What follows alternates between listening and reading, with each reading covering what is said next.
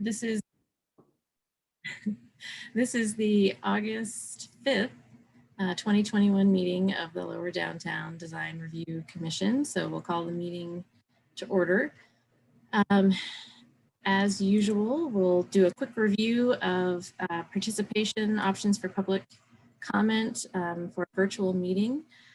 If you are joining by tablet or smartphone or computer, you should select the hand raise option for making comment.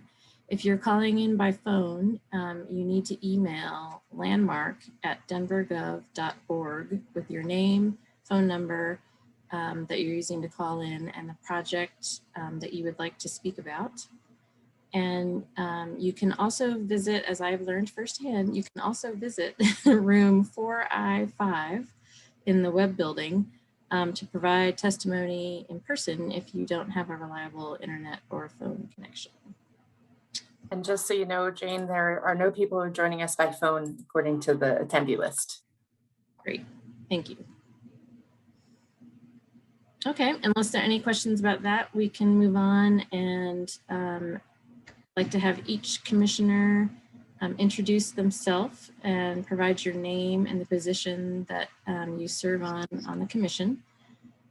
And I'll call you by name in order to do that. And I'll start with myself. I am Jane Chrysler. I'm the chair and the preservation architect on the commission. And then we'll go to Tom. Tom Sella, general contractor. And Mike. Mike Coughlin, I'm the developer position. Andy. Andy Duncan Imke, preservation architect. And Jim. Jim Gravener, downtown resident. And Steve. Steve Wild, business representative. Awesome, thank you. So the next item would be to move on to the meeting record approval, and I believe we have a meeting record from June 3rd, 2021. Are there any commissioners that have any comments or revisions to the meeting record? Move approval of the meeting record of June 3rd, 2021. Second. Thank you, Mike. And I think that was Steve. Got a second? Yes. Great. And then we'll have to do a roll call for this. So let's start with, so if you're in favor of approving the record, vote aye. And we'll start with Tom. Aye. Mike. Aye. Andy. Aye. Jim. Aye. Steve. Aye. And Jane is an aye. Great, so motion passes. So yeah, let's move on. We have no items on the consent agenda, so let's go straight to the design review agenda. And let me, sorry, pull up my agenda document. So as a reminder for the design review process, the staff will make a presentation followed by questions from commissioners.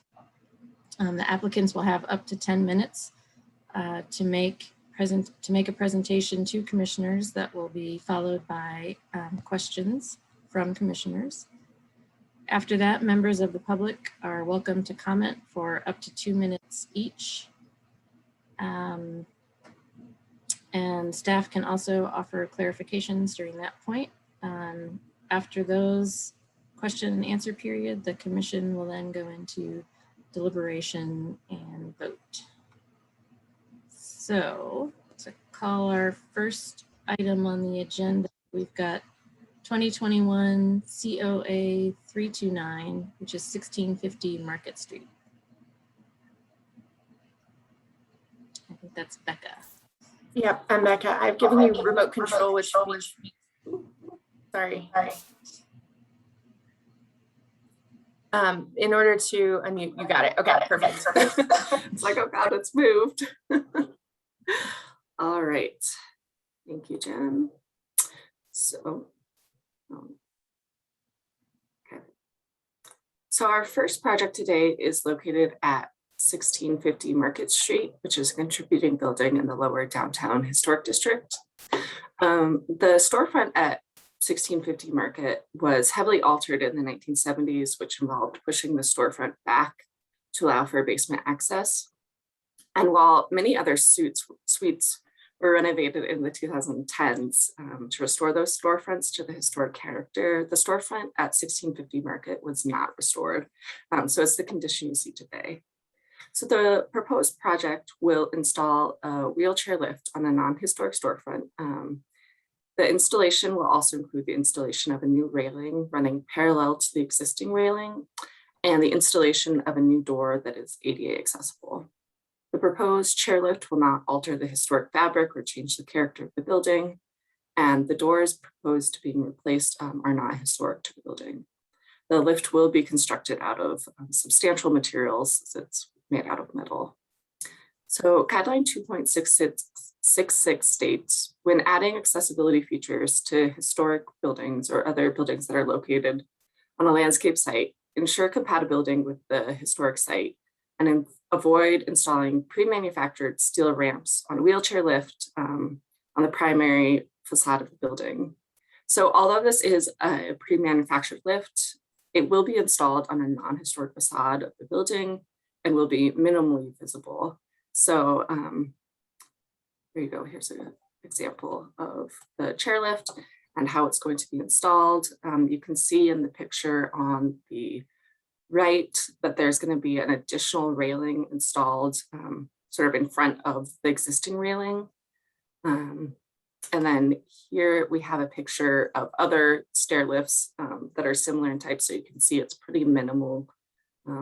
And it can fold up as well. This bottom piece can fold up. So as this is going on a non-historic facade of the building, staff is recommending approval of this project.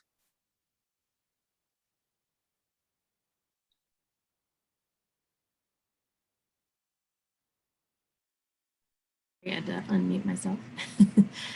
Do commissioners have any questions for Becca?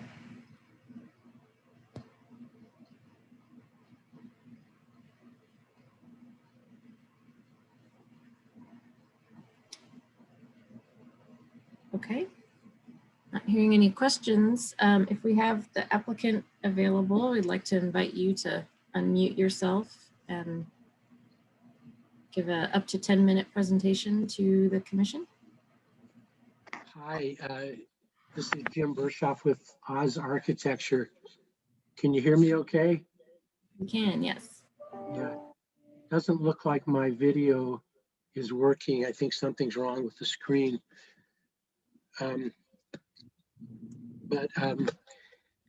Anyway, this is an important project.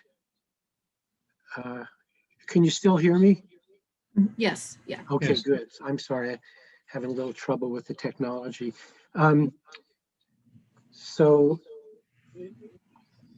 the key purpose of the project is to make the suite that faces Market Street number 1650 accessible so that people who want to use the space, you know, for business purposes are able to, that they'll be able to use the lift and ascend up the stairs that way, and then they'll be escorted, or, you know, the management will be able to bring them into the facility, into the particular suite, and then likewise when they want to exit, the same thing can happen in reverse, where they can be brought out, or they can wheel themselves out, and then they'll be helped onto the lift and down and then back onto the sidewalk. And the design is minimized as far as impact And it will store along the sidewalk, and it folds up so that when it's not in use and folded up, it'll have minimal visual impact.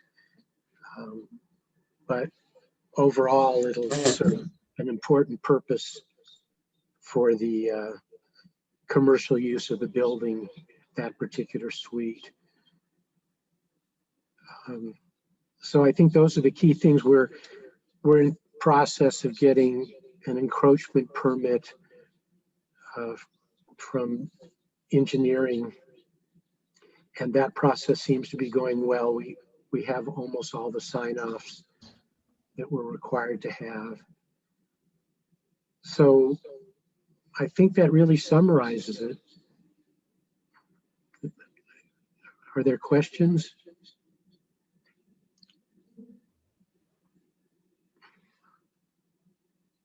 I have a question for you, Jim. In the current configuration, how do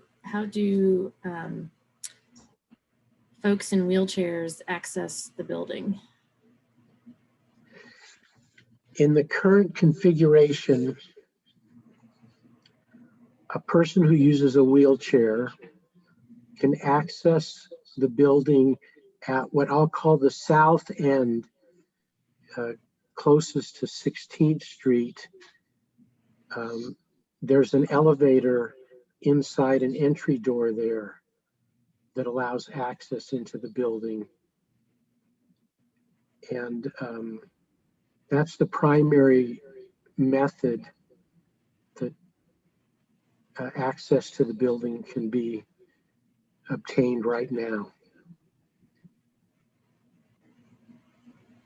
Great, thanks. And I was more just curious than anything. Yeah, and this particular suite that we're providing this lift for isn't part of the main building. I mean, it's, you know, it faces the street separately, so it needs its own accessible access in order for people who want to access that suite to be able to use it. So that's why this individual lift is necessary for this suite.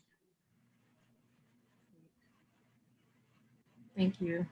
Mm-hmm.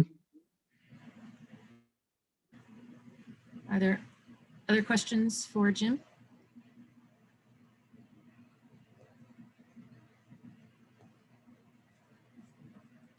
Okay. Well, thank you, Jim. And if we have any other questions as we move forward, we'll let you know. Okay, thank you. Thanks. Is there, Jen, do we know if there's any public comments or members of the public? Oops, we don't have the public comment slide up. That's all right. If anyone has a comment, please use the hand raise function at the bottom of your screen. At the moment, I don't see anyone, but give them a second. I think all of the people who are on the call are actually part of a project team. So, no public comment right now. Okay, great. Well then, the commissioners can go into deliberation. And again, if we have any other questions that arise for the applicant, we'll let you know. But who would like to, does anyone have any thoughts or comments on the proposal?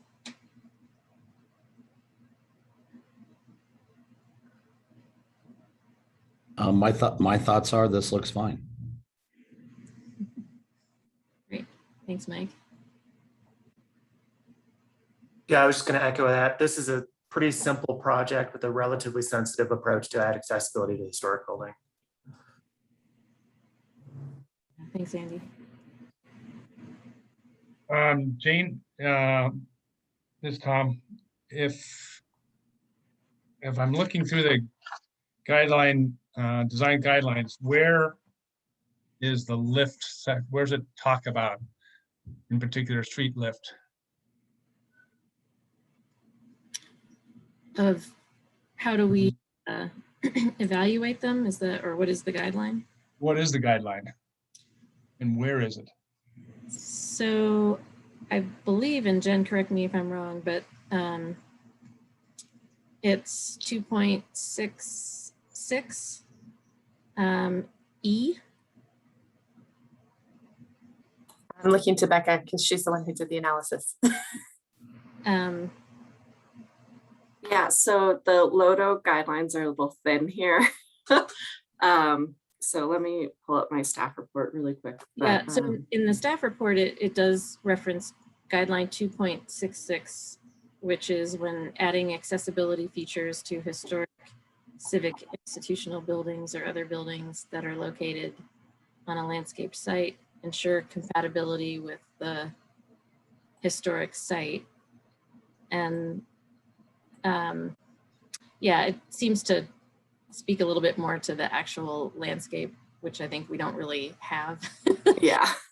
Building because it's so urban. But there is, I mean, staff did point out, Tom, that it does say that you should avoid installing pre-manufactured steel ramps or wheelchair lifts on the primary facade of a historic building. You know, I think this is an unusual case in that this facade that we're dealing with is, in my opinion, the facade that we're dealing with is not historic or has been altered. The elements that where we are installing the lift, or where it's proposed to install the lift, is not historic and has been heavily altered. So, you know, I think that's what we're kind of discussing and balancing. You know, adding to that, it has less intrusion into the sidewalk than the planter. So it's actually not very intrusive in my view.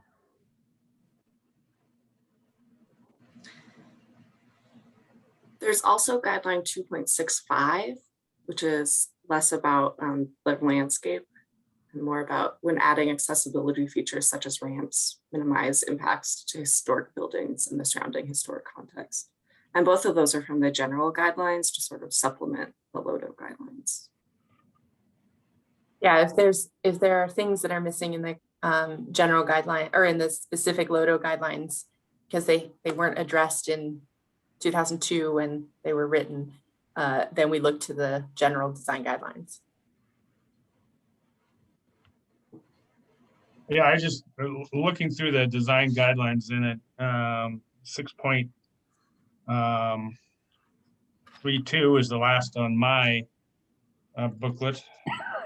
And then it goes to 7, principle 7 or 7.1 and on from there. Yeah, the general design guidelines are the 2.65 and 2.66. So those are the ones that are for all historic districts in Denver, not just LODO. Okay, Yeah. so there is one. All right.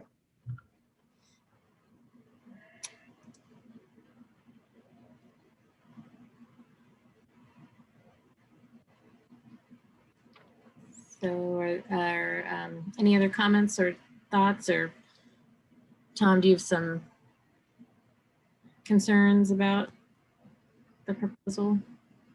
Myself? No. Everything's fine. I agree with the other comments. Yeah, but no, it's a good clarification about the general guidelines. Okay, I'm just trying to find it. Yeah. Well, if it's not premature, I'll offer a motion then. I move to approve application 2021 COA-329 for the installation of the wheelchair lift at 1624 Market Street for policies 1.1.4 and 1.15, design guidelines 2.65 and 2.66, presented testimony, submitted documentation, and information provided in the staff report. I second it. Great. So thank you, Mike, for the motion and Steve for the second. Any further comments or amendments? Okay, then let's go ahead and do a roll call. And let's start with Tom. Aye. Mike? Aye. Andy? Aye. Jim? Aye. Steve? Aye. And Jane is an aye. So the motion passes unanimously, and thank you to the applicant for your time.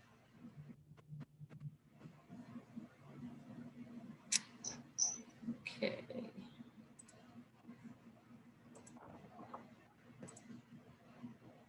Sorry, I just had to find my agenda.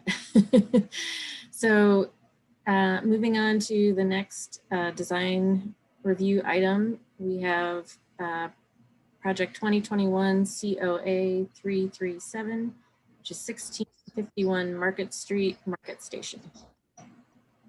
So our next request is for a projecting sign on Market Station, which is right across the street from the project we just reviewed. I believe this is the second projecting sign we have reviewed on this new infill development. So you can see the tenant is located about mid-block. It's right at the intersection of the Arcade and Paseo on Market Street. So it does have frontage along that interior activated alley space.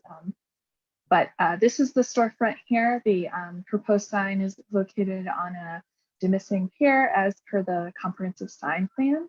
And the comprehensive sign plan was reviewed and approved by the LDDRC and has gone through several amendments, but the most recent version is from September 2020. The version that does link online on the Denver's Development Services website is an earlier version from January 2020, but there are no changes to the tenant projecting sign section. So even though it's not the correct version online, it's no alterations to this particular section of the CSP. So as stated, the sign is located in a location allowed per the CSP, which you can see here. This is actually an elevation from the CSP, and signs for projecting signs are indicated in the red area, and they are locating that per the allowable locations. Only one projecting sign is allowed per tenant, and they are only proposing one projecting sign for this use. However, staff has administratively approved other signage for this tenant, and this tenant will have a total of 4 signs, 2 along Market Street and 2 along the interior arcade walkway elevation, which is allowed for all tenants that have more than one frontage per the Market Station CSP. So here is the proposed projecting sign. It is for the new tenant in the space, which is Thule. The Market Station CSP says for projecting signs, they must be creative and the use of unique 2- and 3-dimensional form, profile, and iconic representations, and must have exceptional design in their design. The CSP also says that a required approach is that the sign be recognizable and realistic sculptural representations of everyday objects. So the proposed sign is a unique dimensional form of a vehicle, specifically a Jeep, and a product sold by the tenant, which is a Thule car top carrier. The sign will be constructed out of aluminum and painted black, and the lettering for bring your life in Thule will be acrylic, which is allowed in lower downtown as long as it's not internally illuminated, and the sign will be illuminated by external fixtures, which you can see here in this drawing. So staff feel that the sign is an iconographic form. On the sign face, it shows a Jeep form and profile, and you can clearly see the rooftop rack and the car top carrier, as well as the car tires for the Jeep, the headlights, and the spare tire on the rear. So the profile is clearly distinguishable, and you can clearly identify these elements. Additionally, wording is kept to a minimum, but is still legible as required by the CSP. And then the proposed projecting sign is less than 12 square feet, which is required by the CSP. And then finally, the applicant is using the pre-approved bracket option, which is armature 1, which is just one of the armatures that are allowed per the CSP. And the applicant is using the pre-approved lighting style fixture for external goosenecks as required by this CSP. So staff are recommending approval of this proposal, as we do feel it meets the intent of the language of the CSP for two-dimensional sculptural forms of high quality representational images of the tenant that's within this space. Great. Brittany, are there questions for Brittany from commissioners?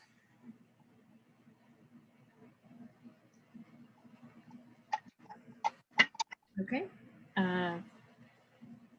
Hearing none, let's go ahead and invite the applicant to unmute themselves, and you can take up to 10 minutes to make a presentation, and then we will follow that with our questions. My name is Desiree. I'm a project manager for AdLight Group. We designed this sign and will be performing the installation if it is approved. I'm kind of just piggybacking off of what Brittany said, but we believe the proposed sign is a unique three-dimensional form of a vehicle. It's realistic sculptural representation of the product that Thule sells and how that product is used, as well as iconographic in its representation. Tenant branding is included on the sign, and the elements of the vehicle are identifiable. As Brittany stated, the sign is less than 12 square feet. It's constructed of an aluminum cabinet with acrylic letters and will be externally illuminated with the option 2 light fixture. These high quality materials are approved for use within the lower downtown historic district, and the raised letters will further provide dimension to the sign. The sign will be located on a demising pier, which is allowed by the CSP. If this sign is approved, this will be Thule's 4th sign. There are 2 window vinyl currently on the arcade facing side, and then a wall sign has been approved, and then this would be the 4th sign. The CSP allows a corner tenant like Thule to have up to 4 signs, 2 on each frontage. I think that's about all I have, but I am open to questions and appreciate your time. Yeah, no, thank you. Any questions for the applicant?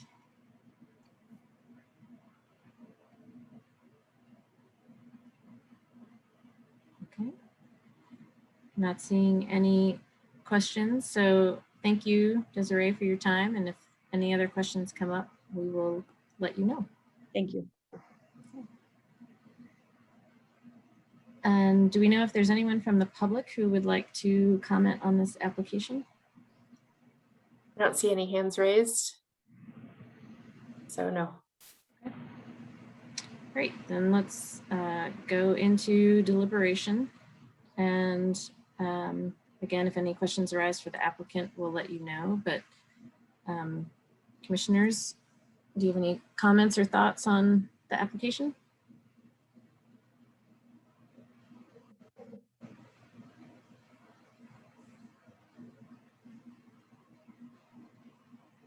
Andy. Yeah, just a really small comment. I was looking at the detail, and this is a non-historic building, so it's not as critical, but it looks like some of the attachments go through face brick as opposed to joints. Is anyone else concerned with that at all? I know on historic buildings, we'd be like, hey, hit the mortar joint, but I think this one is kind of like, you know, if the sign gets taken down, you're going to have hole in the brick.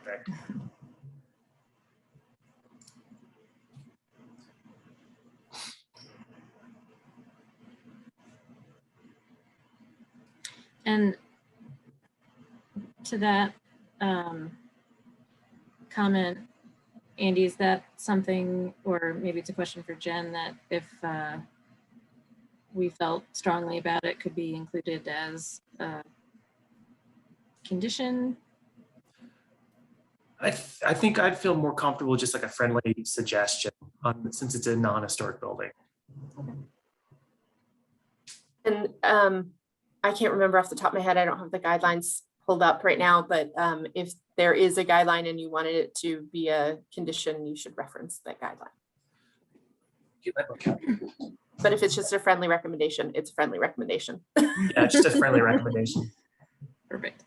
Yeah, if it was a historic building, I'd be more of a stickler, but I'm kind of like, Yeah.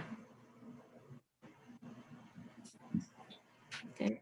Any other comments or thoughts?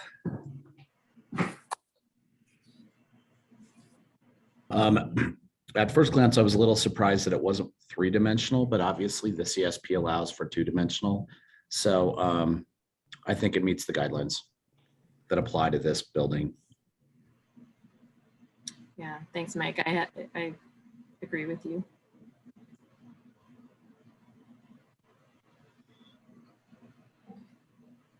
Anyone else?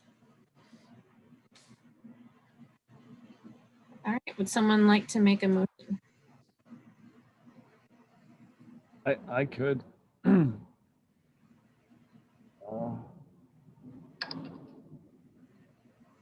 Okay. I move to conditionally, I'm sorry, am I in the wrong one? Yeah, I'm sorry. I move to approve application 2021 COA 337 for the projecting sign at 1651 Market Street per the Market Street Comprehensive Sign Plan 2020 CSS 00001, amend approved 9/30/2020, presented testimony, submitted documentation, and information provided in the staff report. Thank you, Steve. Do we have a second? Second. Thank you, Andy. Any further comment or amendments to the motion? Sorry, it's, I know I wrote CSS, but it's CSP. So if anyone wants to make that friendly amendment, my apologies. Sure. So I guess I'll go ahead and offer the friendly amendment that the reference to the Market Station Comprehensive Sign Plan is 2020 CSP 0000001. So Steve, do you accept that? Sure, yes. Andy? Do you? yes. I'm really hoping I got the right number of zeros. Okay, then let's go ahead and do a roll call and start with Tom. Aye. Mike? Aye. Andy? Aye. Jim? Aye. And Steve? Aye. And Jane is an aye. So motion passes unanimously, and thank you to the applicant for your time.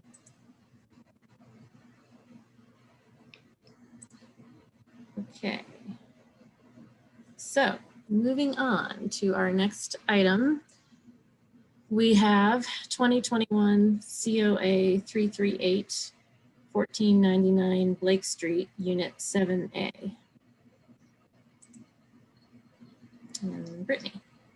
So this request is for a new rooftop patio for Unit 7A, which you can see in this aerial image of this building. This is a non-contributing building that was constructed in 1997, and we have received several rooftop patio requests for this building to construct shade pergola structures. So this is a pretty normal request for this non-contributing building. But this rooftop patio is located right at the corner of Blake Street and 15th. So you can see it there in the aerial, and then you can minimally see the railing that is around that building from this Google, or that patio from that Google Street View image. So the applicant is proposing to do new pavers on the rooftop patio, new planters, 2 trellis structures, a pergola structure, and an outdoor kitchen. Staff are not concerned about the patio pavers. They will not be visible from the public right of way and are all high quality materials. The applicant is proposing to do planters that do have some height to them, and they are all located around the perimeter of the rooftop patio. We do have concerns that these planters will be used to plant trees, which would not be an atypical condition of rooftop structures historically. However, we have very little purview over patio plantings. So I do have images of all of the raised structures that are being built. So this is the pergola structure. It will be constructed out of aluminum frame, and it will have a aluminum louvered roof system, and then it will have shade elements that you can see here in this elevation that's looking southwest. This pergola structure will be 9 feet 4 inches in height, and will have a footprint of 17 feet by 15 feet 7 inches. And there will be a Trex decking material beneath the pergola structure. It is located set back from the facades along Blake Street and 15th Street, and will have minimal visibility from the public way. The applicant is also proposing to construct a outdoor kitchen that will have a trellis shade structure. This structure is proposed to be located right against the building parapet along Blake Street. You can see images of that here in the image that is on the screen. The outdoor kitchen to the top of that trellis structure that you see in the renderings, that's 7 feet 8 inches in height. And the outdoor kitchen itself, where the trellis structure is, has a footprint of 4 feet by 8 feet. It will have some visibility from the public right of way as it's located right against the building parapet, but staff does feel that it's relatively limited as the building does jog back here and is not right flush against the street, but it will have some visibility just due to its placement right against the building parapet, but is very minimal in nature. And this is a non-contributing building as well. The applicant is also proposing 2 trellis shade structures, and these are located more along the portion of the rooftop patio that is along 15th Street. One will have panels, aluminum panels similar to the pergola shade structure. That one is located, I'm going to actually circle which one is which. So this is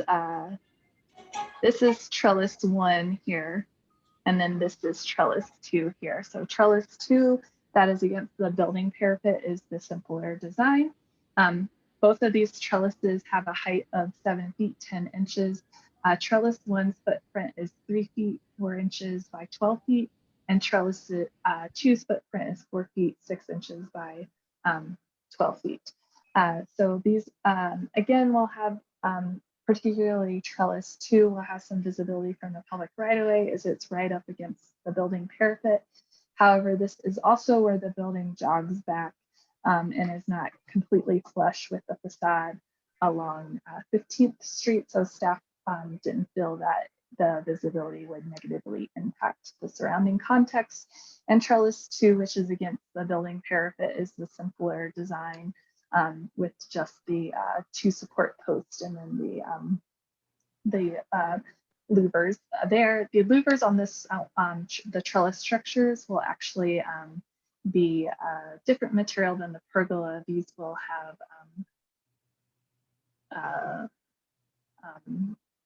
an EPA roofing system on them, unlike the pergola, which will have the steel sheet walls.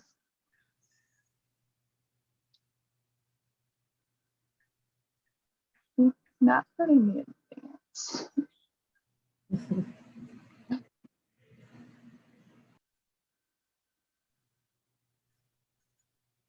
Oh, there it goes. So here is a rendering of the proposed project. In the west perspective, you can really see the pergola structure that is located in the middle of the rooftop deck.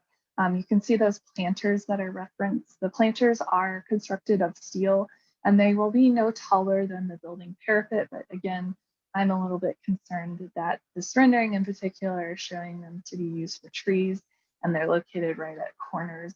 And trees are just not a typical rooftop patio condition.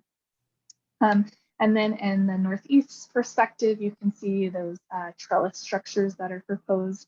And in the back corner of the southwest perspective, you can see that kitchen that is proposed.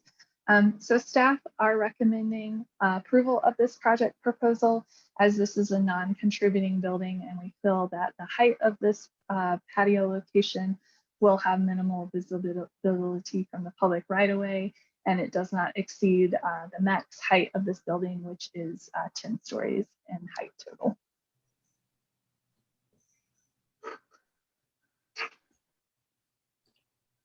Thanks, Brittany. Are there questions for Brittany from the commissioners?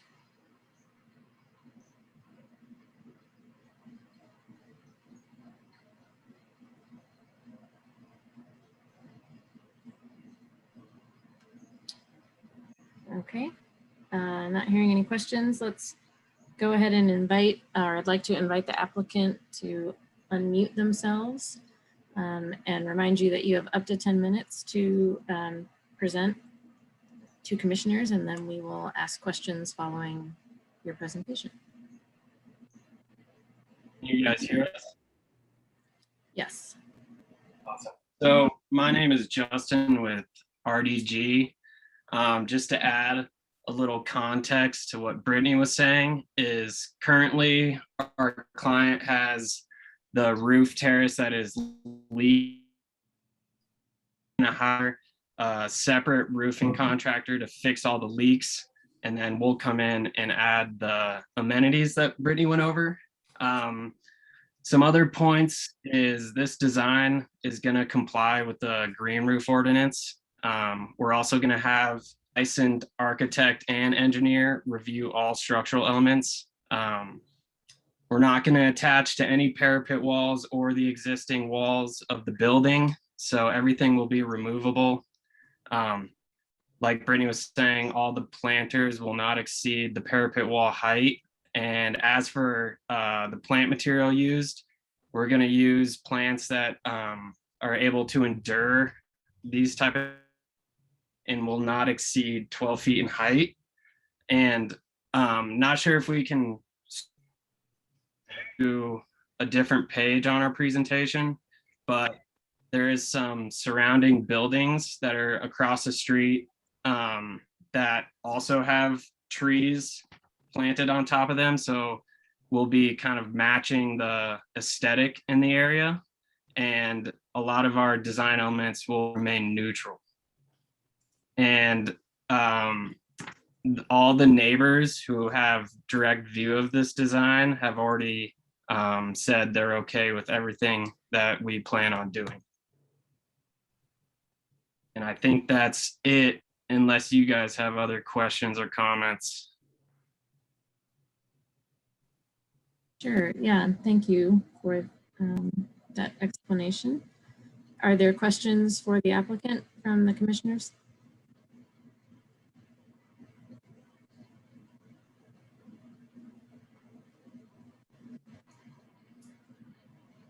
And I don't have the page the applicant referenced in the presentation, but that is page 16 of your packet if you want to look at that page.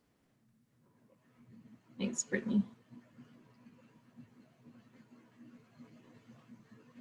Okay, well, if there are no questions, thank you for your presentation. And as we've said before, if we come up with any questions during deliberation, we'll be sure to let you know and give you an opportunity to answer them. So, is there any public comment for this project? I don't see any hands raised, and the only other applicant is the only person here is the applicant for this and the next project. Great. Okay, let's go ahead and move into deliberation.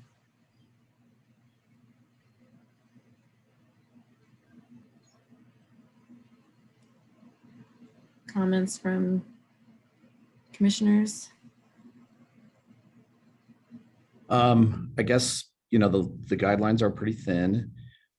However, this to me appears to be of high quality materials, minimally visible from the street. I think that these pictures that they're showing of 1634 15th and 1600 15th that do show some trees and looks like very similar kind of build outs on the roof, are very much in keeping with what's proposed here. So I don't have any reservations. I believe this complies with the guidelines. Thanks, Mike. Are there other comments? I'll just add that I do appreciate the the renderings that were provided. It would have been even better, I think, to see a rendering of more street level, if that was possible. But I also realize that requires more modeling. So I think that's my only comment. I know photos were provided, but since you have this very nice rendering, it would have been great to see kind of how those elements look from the street as well. But I think as far as our design guidelines are concerned, yeah, I don't see anything in the proposal that was inconsistent with the design guidelines.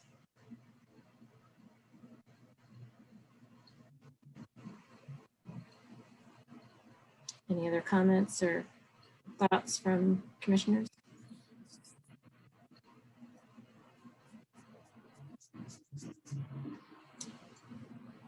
All right. Would anyone like to make a motion? I can make it. Thanks, Andy.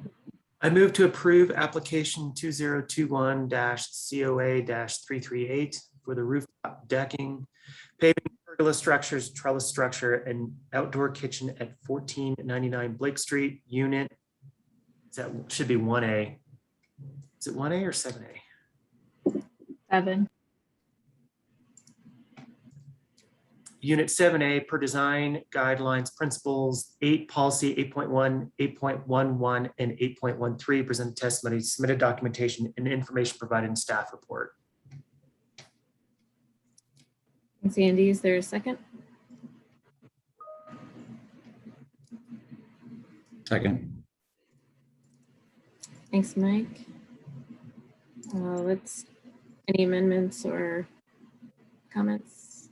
Otherwise, we'll move to the roll call, and once again start with Tom. Aye. Mike, Aye.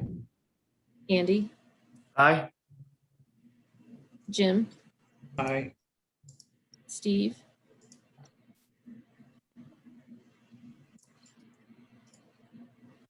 did we lose Steve? Yeah, it looks like he's dropped off. So good to know. Okay, and Jane is an aye.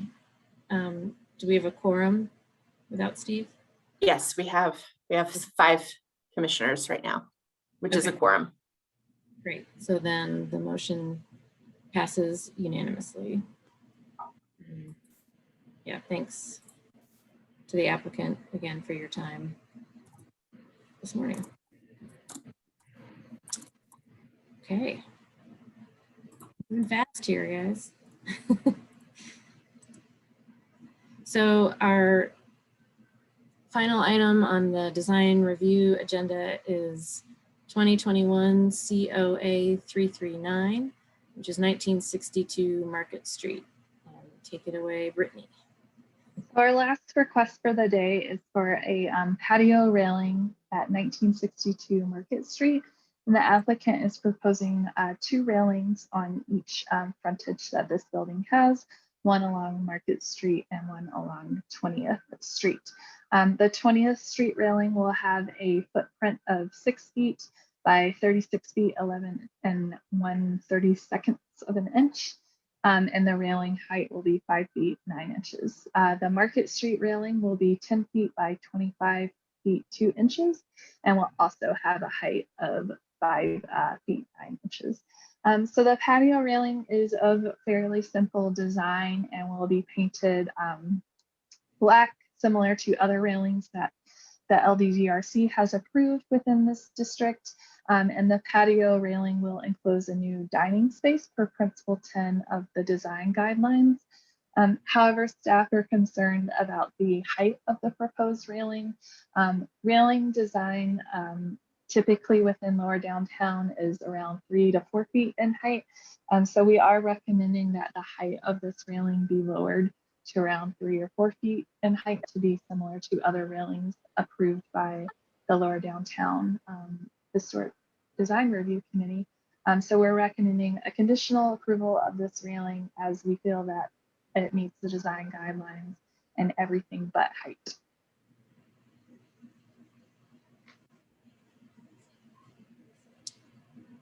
Thanks, Brittany. Are there questions for Brittany?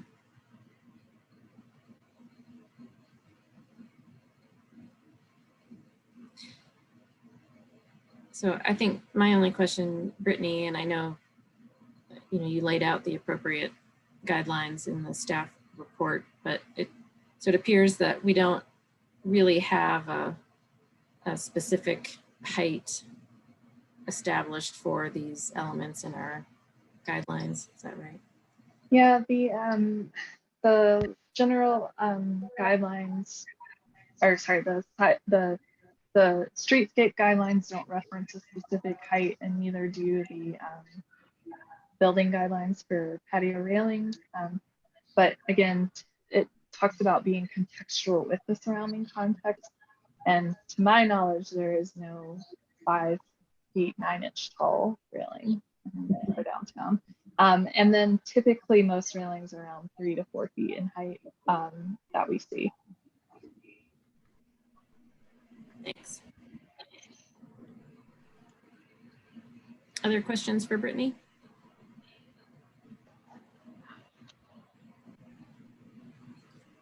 Okay, then let's go ahead and invite the applicant to unmute themselves and provide up to 10 minutes of testimony about the projects, followed by questions from the commission. And I keep forgetting, but everyone's been cooperating. If you could also please state your name and where you're from. Hi, I'm Major with Decibel Studio, here with Ron as well with Decibel Studio. We understand the concerns you guys have with the railing. The owner proposed to want to have the railing be that height, but we told him from the jump, essentially, that may not be able to happen. So we are okay with, making it 4 feet at height max. We're totally fine with that. And we're just basically trying to see if there's a way to not do another hearing, because we can fix these drawings up today and submit again. So is that something we could do to make the process quicker? Do you want me to answer that, Jane? Sure. So if the LDDRC conditionally approves your application today, that just comes back to me as staff for review and would not require another hearing before lower downtown. If they deny your request for some reason, it may need to come back for further review from the LDDRC. And if they continue it, that would also need to come back. But I highly doubt those two options are going to happen, but I don't want to speak for them.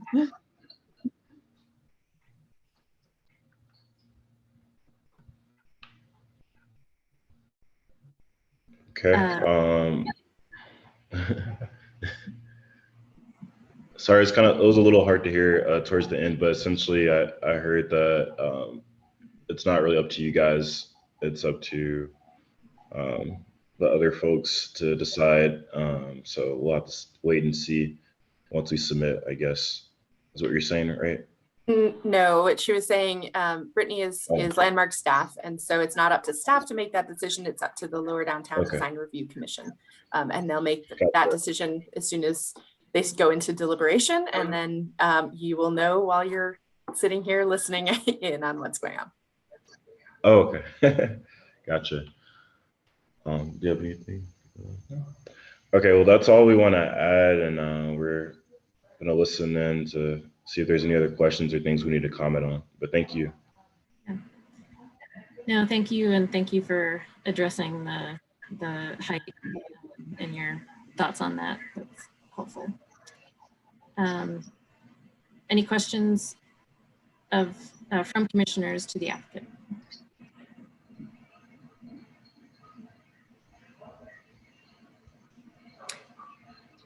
Okay, not hearing any, because I think, yeah, they answered my one question that I had. So,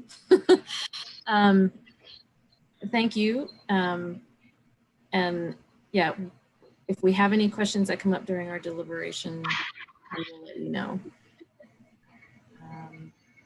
Is there anyone from the public who is here to provide a comment? There are no other people from the public here. And Steve has rejoined the meeting. He joined before Brittany started presenting. So, oh, great. Yeah. Thanks. Welcome back, Steve. Gotta love technology. Can I just ask, was the last project passed? It did. Okay, thank you. And this was very strange. My system crashed, but I'm back. Well, we're glad you're back. And yeah, no harm, no foul there. Any other questions for the applicant?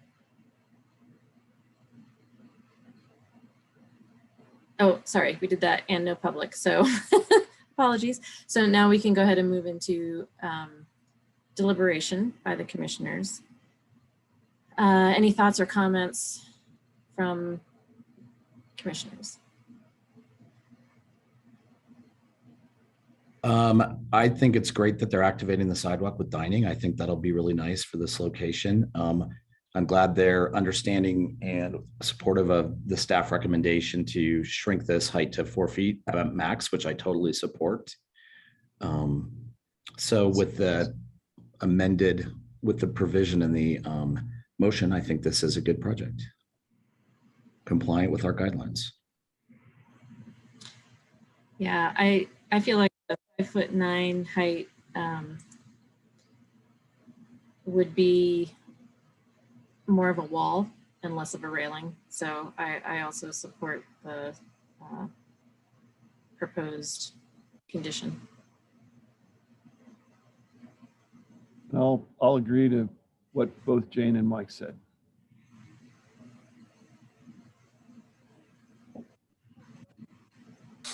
Any other comments? Otherwise, someone wants to offer, oh, sorry, Jim. I want to strongly agree with what the three previous commissioners have said. I don't like the idea of a 5-foot wall, 6-foot wall. And I think the idea of a lower railing is more in keeping with what's done in lower downtown. Thank you. Thanks, Jim.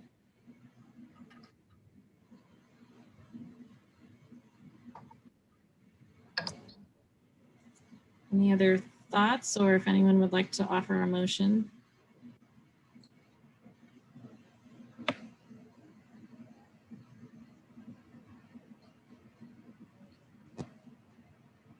I have oops. Mike, you want to do it? Sure. I have the motion pulled up, or so I thought. I move to conditionally approve application 2021 COA 339 for the new patio railings at 1962 Market Street per principle 10, policy 10.4, design guidelines 10.4.1, per sidewalk cafe guidelines for lower downtown historic district streetscapes. Presented testimony, submitted documentation, and information provided in the staff report with the condition that the railing height be lowered from 5 feet 9 inches to no taller than 4 feet in height. I'll second. Great, thanks, Mike, for the motion and Andy for the second. Any comments or amendments? All right, then let's go ahead and do a roll call vote. And Tom. Aye. Mike. Aye. Andy, Aye. Jim, Aye. Steve. Aye. Jane is also an aye. So for the applicant, that means the motion passes unanimously. And you just need to coordinate with Brittany to make sure that the condition is incorporated, but you don't need to appear before us again, unless anything changes. Okay. So concludes our design review agenda, and I don't believe we have business items or discussion items. No, I just wanted to give you guys a heads up real fast that I'm going to be trying to coordinate a separate joint meeting between LPC and LDDRC because we have been asked to have all commissioners on, all community planning and development commissioners be trained in disability rights and accessibility requirements. And so I'll be sending out a poll to see when you guys are available. We'll also be recording it. So if you can't attend in person, we'd ask that you would listen in when you have a moment, because we know that not everyone can participate at the same time. So that'll probably be in October sometime. Great. Looking forward to it. All right. Anything else from thoughts, comments? Just nice to see everyone's face since we had some time off. And we do anticipate having a September meeting. I think we have at least one project, if not two, that have come in. So it sounds like things are starting to pick back up again. So we anticipate having a monthly meeting, and we'll let you know if we're not having one. Is there any guidance on if we'll be in person again for these Oh meetings? yeah, that was something I wanted to bring up. Thank you for reminding me. So we did purchase the equipment for that because I think I let you guys know that we had to purchase special equipment to allow a better hybrid situation so that members of the public could really see you all and really hear you all. That has been back ordered and should come in sometime. I think they were saying August, but we're thinking probably late September. And it's more likely that we would probably have an October in person at the earliest. It keeps getting pushed back because everyone in the world is buying the same equipment and there's a limited supply. So we'll see how it goes. I'll keep you guys posted on that. And of course, with the Delta variant being loads of fun, we'll see if we push it off to November or December or January, who knows? But for the moment, we're aiming for potentially October, and I'll keep you posted. Okay. And I like Brittany's cats, ghost cats that are coming in. It's morning time, they demand attention.